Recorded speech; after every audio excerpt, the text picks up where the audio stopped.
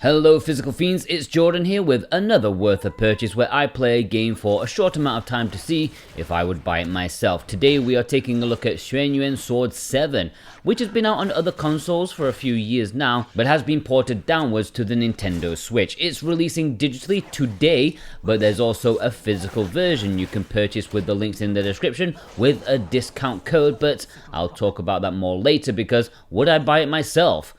So, Xuan Yuan Sword 7 is the latest game in the well-loved RPG series that is legendary in certain sections of the world, namely Taiwan. For us in the West, we may be only vaguely aware of it, but this is essentially their Final Fantasy or their Dragon Quest. That's how important it is for them. The 7th main entry is a bit of a departure. Gone are the turn-based battles. They've turned it into an action game. An action game that has the old tinge of Dark Souls about it, although I would say very lightly, in the sense that it's an action game and you bump into campfires to save your game. Aside from that, it's just an action RPG. It's a super linear one as well, with long corridors running towards modern objective markers with no room for getting lost, and I think it's okay. It's not a huge sprawling RPG that I was hoping for, but it transports me into super ancient China nicely.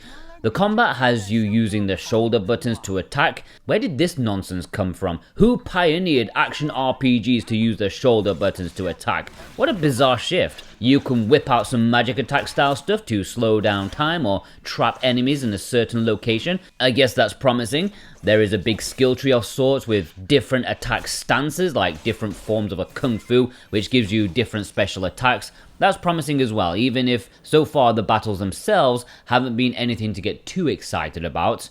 But it is the story for me that's got me completely hooked. It starts off with you as a child, son of an imperial minister who takes a turn for the worse, also known as being murdered. You and your baby sister escape as you try to live a life of seclusion, trying not to draw attention to yourself. This is a world where there are supernatural monsters, and your character Taisha Zhao also seems to possess some sort of supernatural bullshittery to enhance his skills. I tell you, I was instantly drawn to the characters here. Absolutely fascinated by them. Of course, it could just be me living in China for a decade, but I think they are portrayed fantastically with great voice acting performances.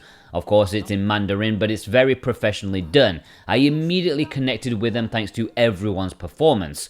Okay, the kids' voices were a bit rough and that thing behind the door, oh my god, but that's only for like a small part. I am very happy with the heavy focus on narrative here. There are a lot of cutscenes and talking, and that may annoy some people, but I actually prefer the story elements here than the actual gameplay, which for me is just like serviceable.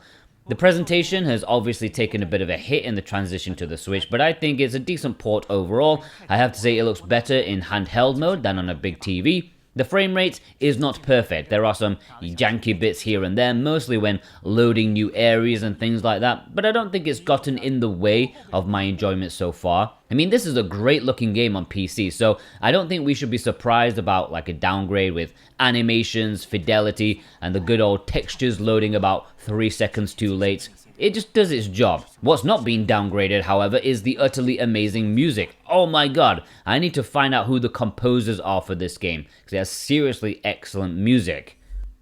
In terms of the physical release, this already got a physical release on other consoles like a while back. That was at retail, but the Switch version, which is much more expensive to produce due to the size of the game and the pricey cartridges, this is exclusive to Play Asia. It is part of their exclusives lineup. And they are starting to be dispatched already. There is a standard edition as well as a collector's edition, which also includes a soundtrack CD, which is a must considering how awesome the music is. You also get an art book in a more fancy box. If you want to add this to your collection, then check the links below. That can support me, plus I can support you too, because if you click the link, you can also get 5% off with the code Jordan24. I really appreciate it. Would I purchase this myself? Hell yes, I am fully invested in these characters. So far, the gameplay, I can take or leave. It's very serviceable, but I really want to know what's going to happen with this story.